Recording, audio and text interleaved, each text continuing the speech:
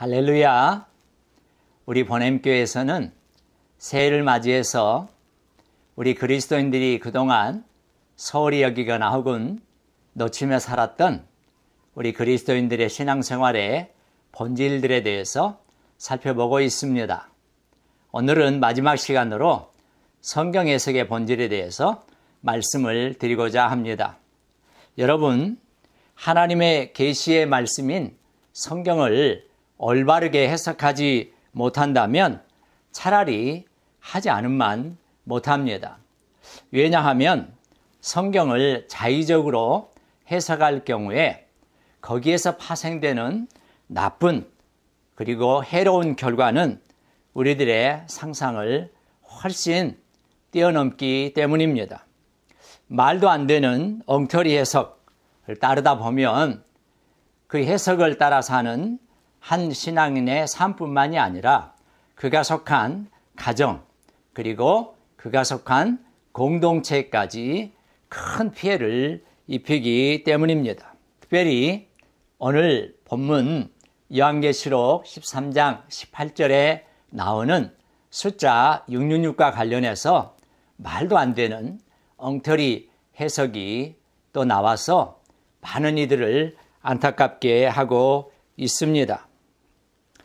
특별히 이 코로나19 사태와 관련해서 코로나 백신이 성경에 나오는 666이라고 하는 터무니없는 주장이 나왔습니다. 이와 관련하여 기독 언론사 중에 하나인 뉴스엔제이는 최근 논란이 되고 있는 인터콥 선교회와 그리고 거기 최모 대표가 과거에 코로나19는 세계 통일을 위한 프로젝트라는 음모론을 설파한 사실이 알려지면서 논란이 일고 있다고 보도했습니다.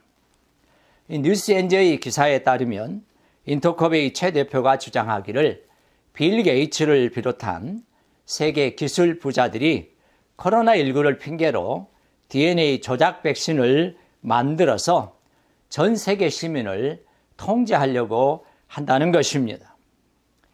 계속해서 뉴스엔저이는 보도하기를 인터컵의 최 대표는 작년 7월 광명의 한 교회에서 사람의 미혹이라는 제목으로 설교를 했는데 설교 내내 빌 게이츠와 같은 테크노 자이언트들이 코로나19 백신으로 사람들의 DNA를 바꾸어서 세계를 통제하려 한다고 하는 참으로 터무니없는 주장을 했다는 것입니다. 여러분, 하지만 백신을 통해서 무선으로 원격 유전자를 조작해서 불필요한 사람을 제거한다는 이런 주장은 그야말로 터무니없는 거짓인 것입니다. 그럼 우리는 요한계시록 13장 18절에 나오는 이 666을 어떻게 해석해야 할까요? 우리는 성경 본문을 해석할 때 개혁주의 성경 해석의 원리들을 따라서 해석을 해야 합니다. 개혁주의 성경 해석의 원리들을 몇 가지 말씀을 드리고자 합니다. 첫 번째 해석의 원리는 문법적 해석입니다. 우리말로 번역된 성경에는 그 시제가 현재인지 과거인지 미래인지 또 성이 남성인지 여성인지 혹은 수가 단수인지 복수인지 또는 접속사나 전치사가 제대로 번역이 되어 있는지 이런 부분들이 조금 부족한 번역들이 많이 있습니다. 그래서 우리는 이 문법적 해석이라고 할 때 구약 성경에 기록된 히브리어 성경을 기초로 해서 또 신약 성경이 기록된 헬라어 성경을 기초로 해서 이런 문법적인 해석을 먼저 살펴보아야 합니다. 그래야 해석이 정확하게 이루어지게 됩니다. 이런 문법적인 해석을 기초로 해서 두 번째는 이제 역사적 해석이 있습니다. 이 역사적 해석이라고 하는 것은 성경 본문이 기록될 당시에 실제 역사적인 배경을 살펴보면서 이 본문의 말씀이 왜 이렇게 기록이 되고 그리고 이렇게 해석이 되어야 되는지를 이제 하나하나 물어가면서 가장 객관적으로 그리고 가장 상식에 맞는 번역을 하게 되는, 해석을 하게 되는 것이지요. 예를 들면 이런 것이 있습니다.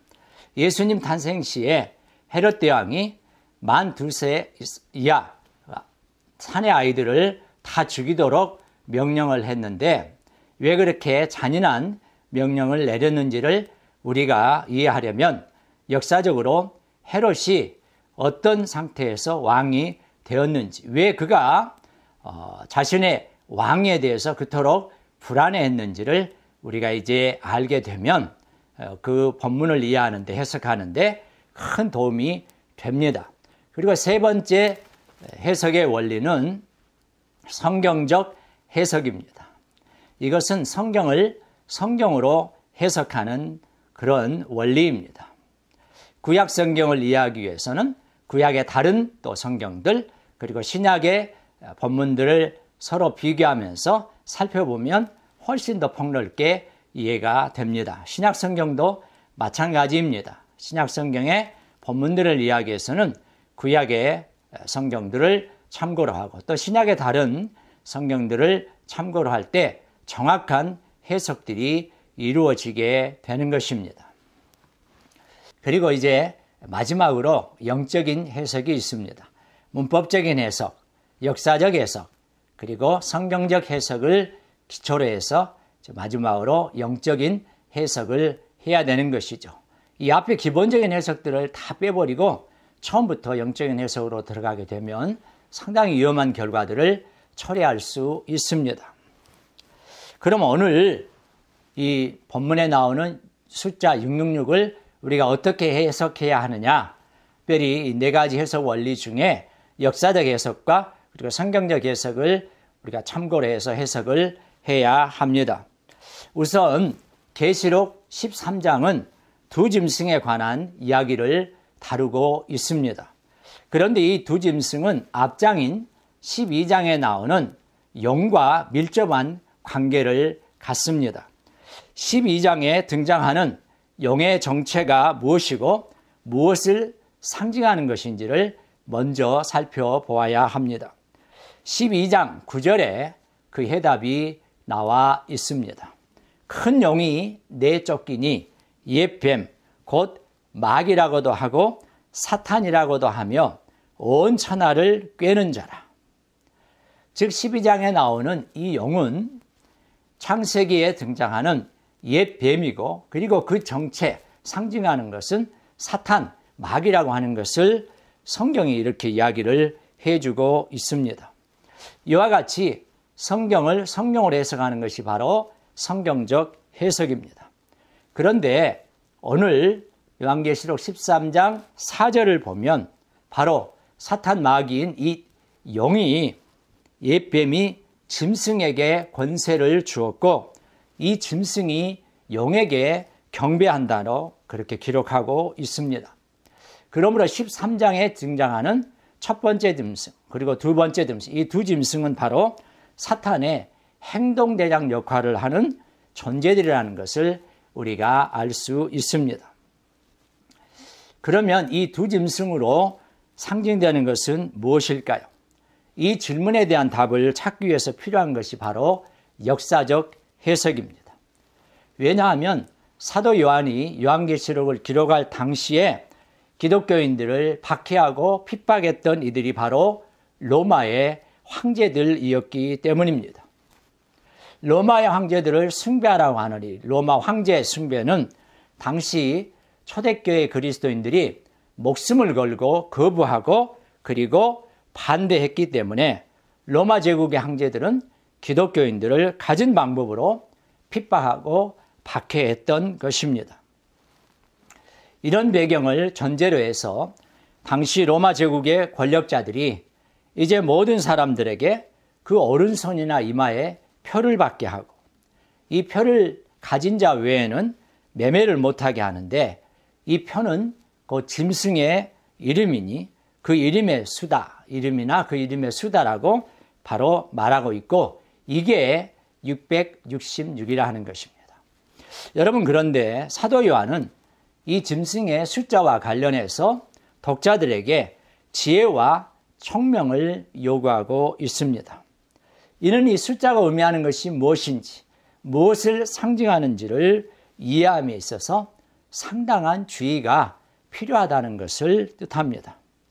그래서 그 짐승의 수를 세어보라 하는 것은 짐승의 이름이 내포된 숫자를 계산해 보라 하는 것입니다. 우선 본문에서 666으로 거론된 이는 당시 로마의 황제 숭배를 주도한 인물 중에서 특히 네로를 가리키는 것으로 이해할 수 있습니다.